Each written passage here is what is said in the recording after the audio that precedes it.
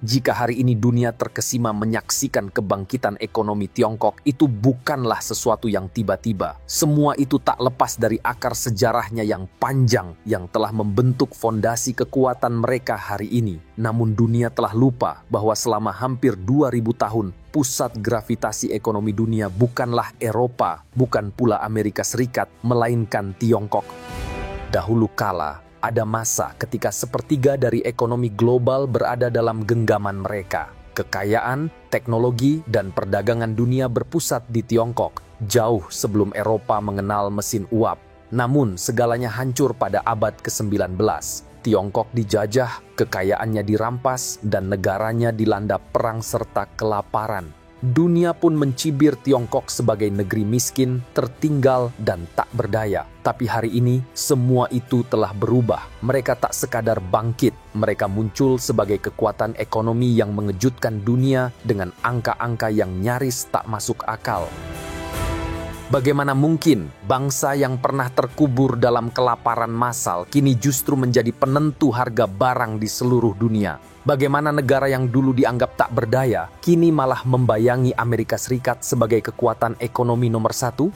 Tak banyak yang tahu, namun setiap angka dalam perekonomian hari ini adalah cerminan dari masa lalu Tiongkok yang pernah gemilang dan luka panjang yang pernah mengoyak peradaban mereka. Sebab di balik loncatan ekonomi itu tersembunyi sebuah rahasia yang selama ini tak benar-benar kita perhitungkan. Dan ketika kita menelusuri seluruh kisah ini secara mendalam dari masa lampau hingga saat ini, satu kebenaran yang tak terbantahkan akan terungkap. Dominasi ekonomi Tiongkok bukanlah sebuah kebetulan, melainkan buah dari sejarah panjang yang apinya tak pernah benar-benar padam.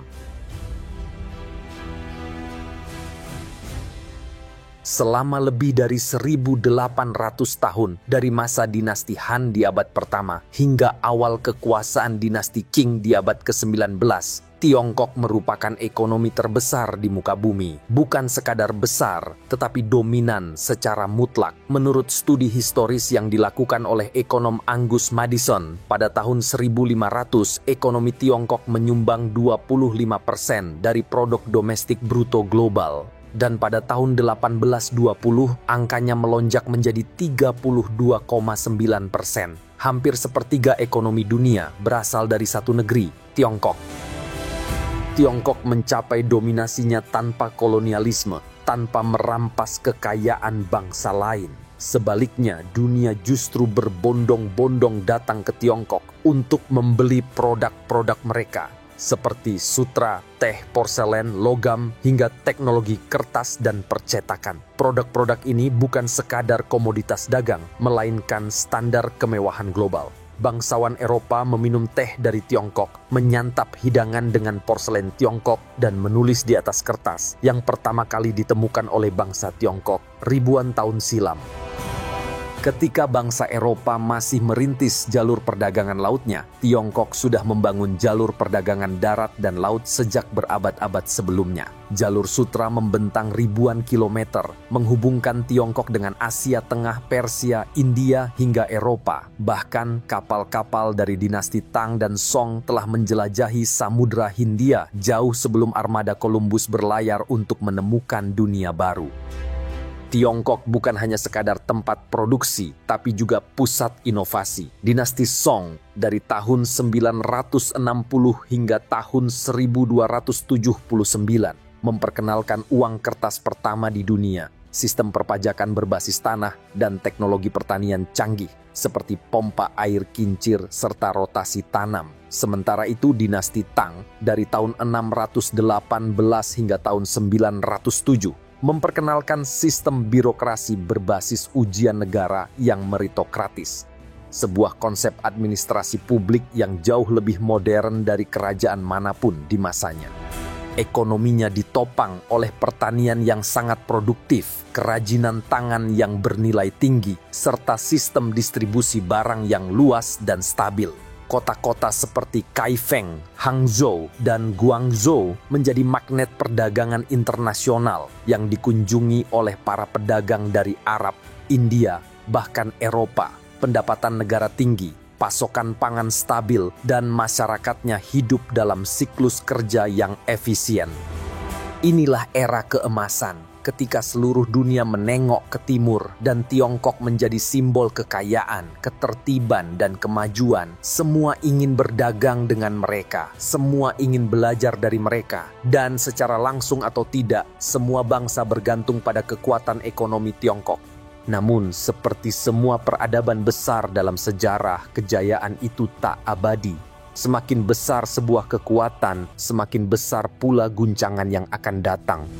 Memasuki abad ke-19, arah sejarah mulai bergeser. Bangsa-bangsa barat tidak lagi datang sekadar untuk berdagang, tapi untuk menaklukkan. Dan inilah awal dari babak tergelap dalam sejarah Tiongkok. Sebuah babak panjang yang penuh kehancuran, penjajahan, dan hilangnya identitas yang berlangsung selama lebih dari 1 abad.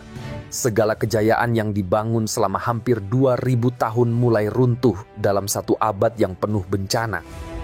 Tahun 1839 menjadi titik balik yang kelam. Inggris yang kala itu sedang gencar memperluas koloni dan jaringan perdagangan globalnya, tiba-tiba mengalami defisit perdagangan karena begitu banyaknya permintaan barang dari Tiongkok. Sutra, teh, dan porselen, semuanya diborong dari Tiongkok. Tetapi Tiongkok sendiri tak tertarik dengan produk Inggris. Kesenjangan ini menciptakan masalah serius bagi perekonomian Inggris. Maka Inggris pun mencari solusi yang keji, yaitu candu. Mereka menyelundupkan narkotika ke Tiongkok lewat pelabuhan-pelabuhan selatan, membuat jutaan rakyat kecanduan, dan memicu kerusakan sosial yang masif.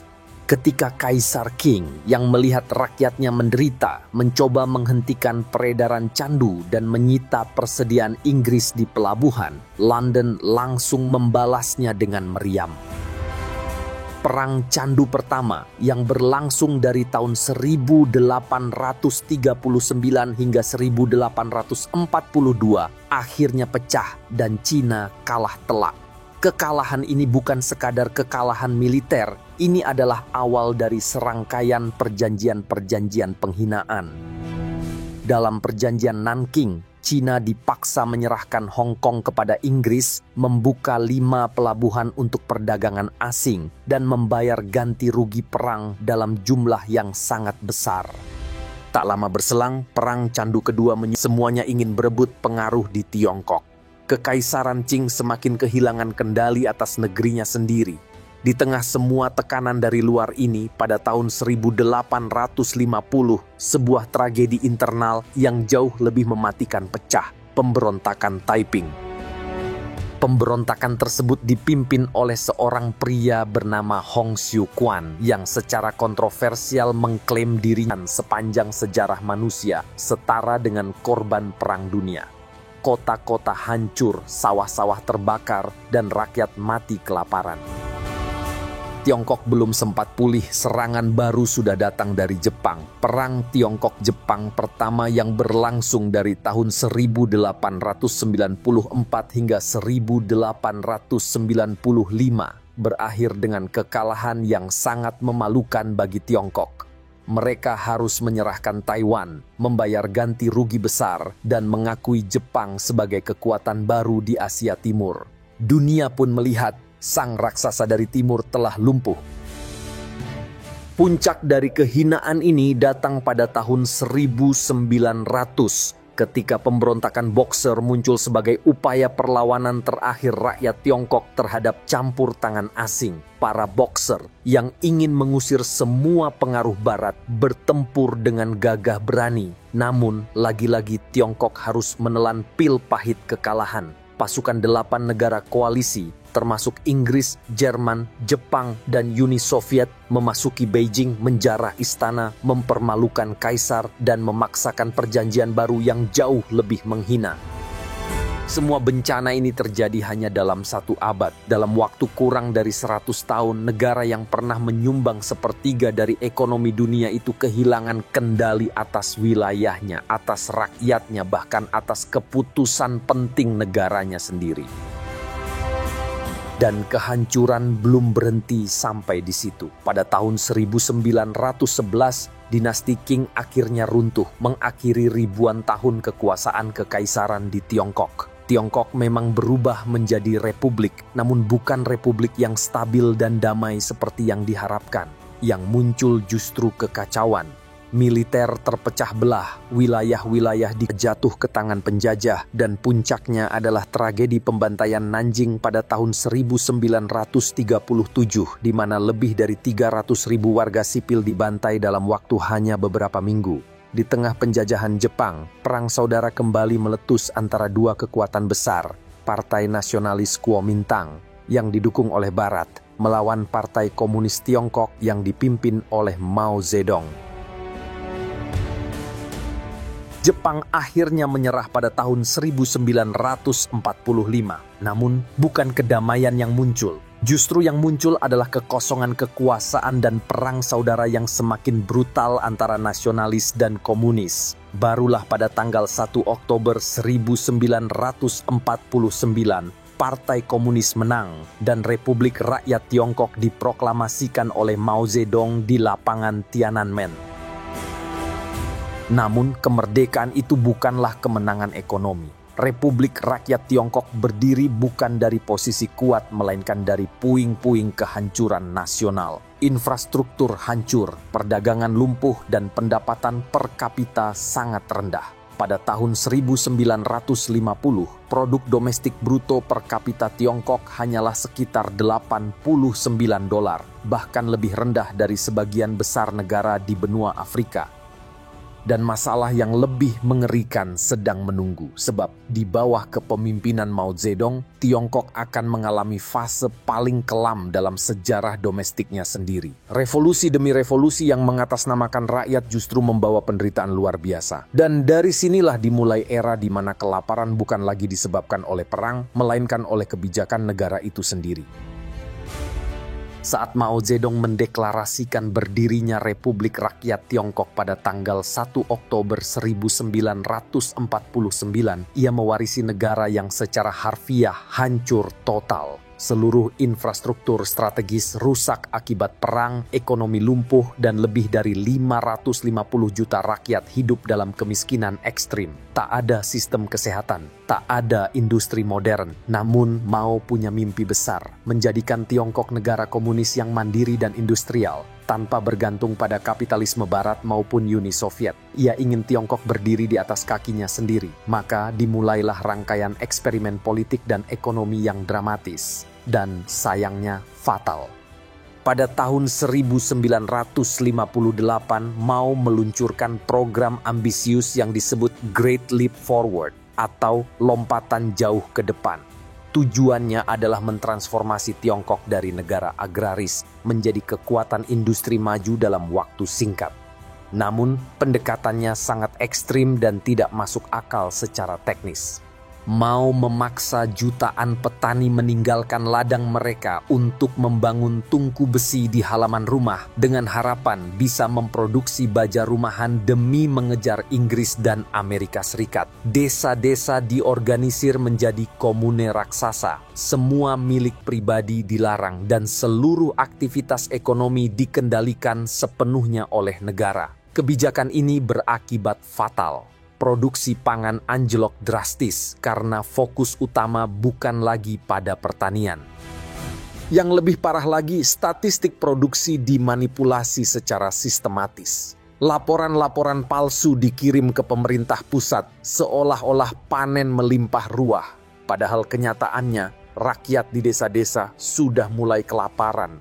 Mereka dipaksa menyerahkan hasil panen yang sebenarnya tidak pernah ada. Hasilnya adalah tragedi kemanusiaan terbesar yang pernah terjadi di masa damai. Antara tahun 1959 hingga 1961, Tiongkok dilanda kelaparan nasional berskala bencana, lumbung negara kosong, dan rakyat terpaksa mengais kulit pohon serta memakan tanah liat demi bertahan hidup.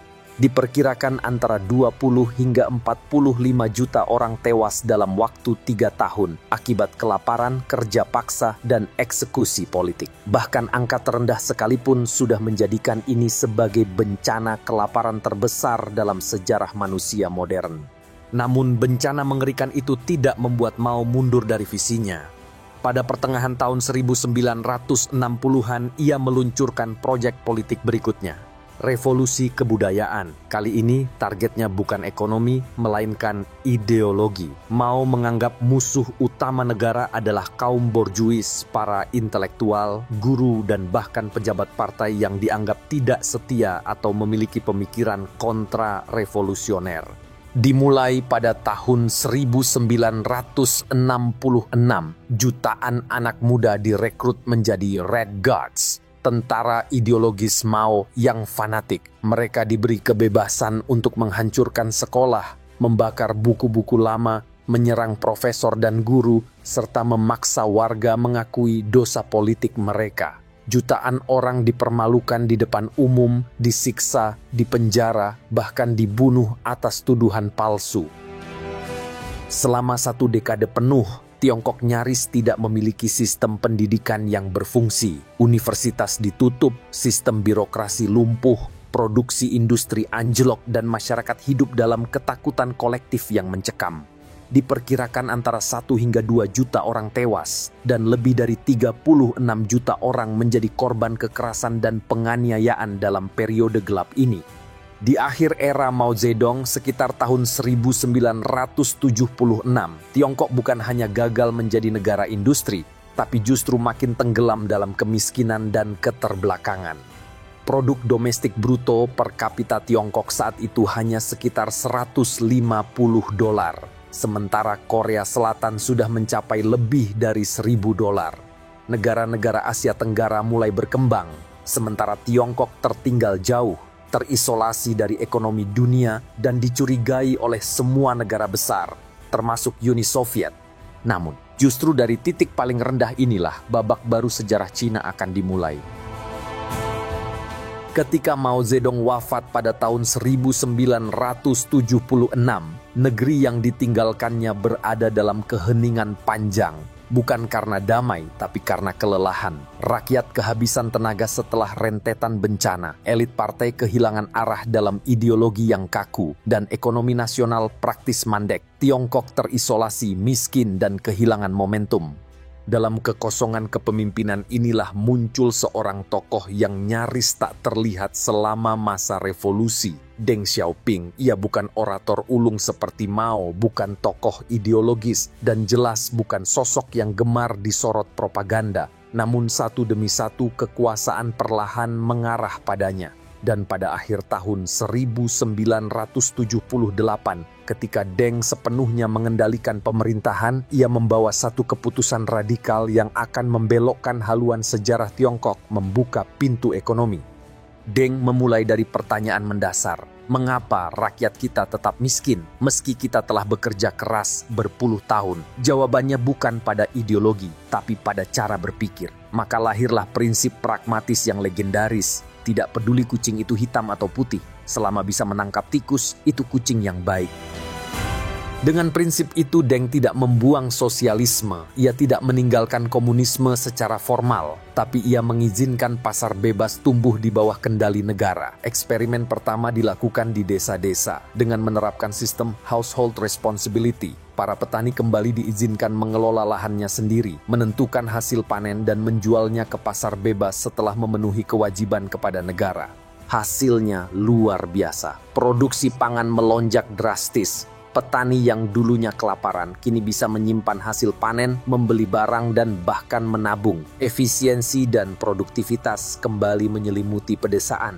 Langkah berikutnya jauh lebih besar. Pada awal tahun 1980-an, Deng membuka zona ekonomi khusus atau Special Economic Zones.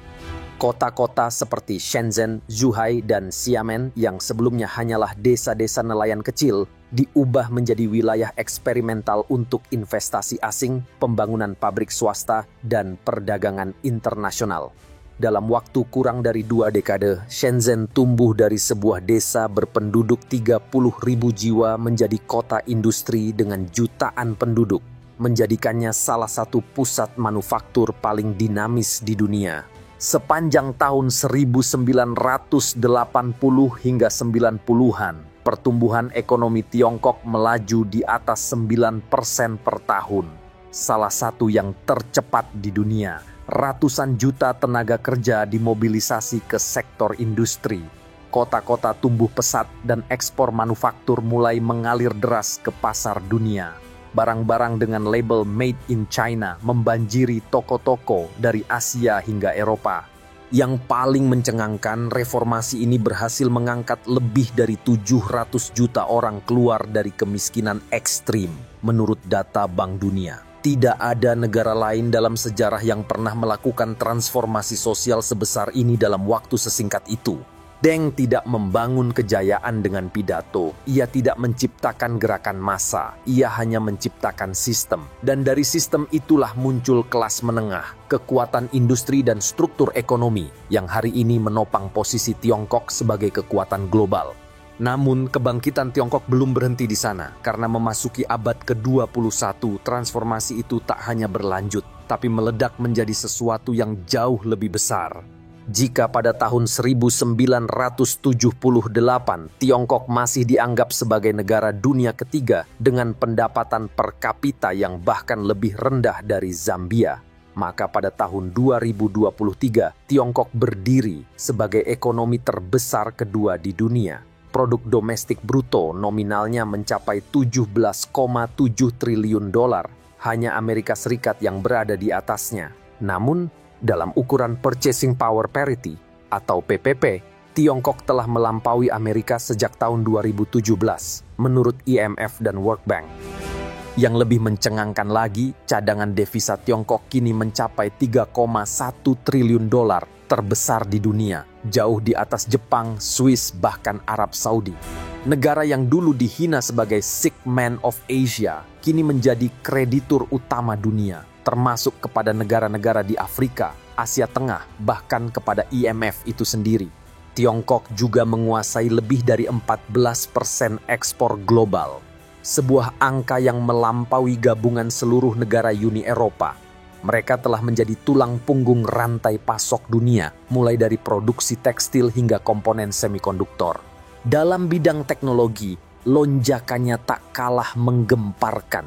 Sekitar 80% panel surya dunia diproduksi di Tiongkok. 60% smartphone global juga dirakit di sana. Mereka mengoperasikan kereta tercepat di dunia, Faxinghao, dengan kecepatan 350 km per jam. Dan dalam bidang riset serta inovasi, Tiongkok menjadi negara dengan investasi, research and development terbesar kedua di dunia setelah Amerika Serikat, yakni lebih dari 580 miliar dolar per tahun. Dulu, Tiongkok dikenal hanya karena barang murah dan produk imitasi. Sekarang, mereka membangun chipset canggih, mengembangkan kecerdasan buatan, memproduksi kendaraan listrik, dan meluncurkan satelit orbit rendah yang menyaingi Silicon Valley. Tapi di balik semua angka dan pencapaian ini, ada sesuatu yang lebih besar dari sekadar ekspansi ekonomi. Karena yang sedang terjadi bukanlah semata-mata pertumbuhan, melainkan pengembalian posisi sejarah. Negara yang dulu pernah menguasai sepertiga ekonomi dunia, lalu dihancurkan selama lebih dari 1 abad penderitaan dan penjajahan, kini kembali ke panggung utama dunia, bukan sebagai pengikut, tapi sebagai penantang utama dominasi Barat yang telah berlangsung selama berabad-abad. Dunia boleh terkejut melihat kebangkitan ekonomi Tiongkok yang begitu pesat hari ini. Tapi bagi mereka yang paham sejarah, fenomena ini bukanlah hal baru. Tiongkok sebenarnya tidak sedang naik daun. Mereka hanya kembali ke tempat yang dulu pernah mereka duduki selama hampir 2 milenium, yaitu pusat kekuatan ekonomi dunia. Jika tren kebangkitan ini terus berlanjut, pertanyaan ke depan bukan lagi apakah Tiongkok akan melampaui Barat, tapi apakah dunia siap dipimpin oleh sebuah kekuatan yang bangkit dari sejarahnya sendiri?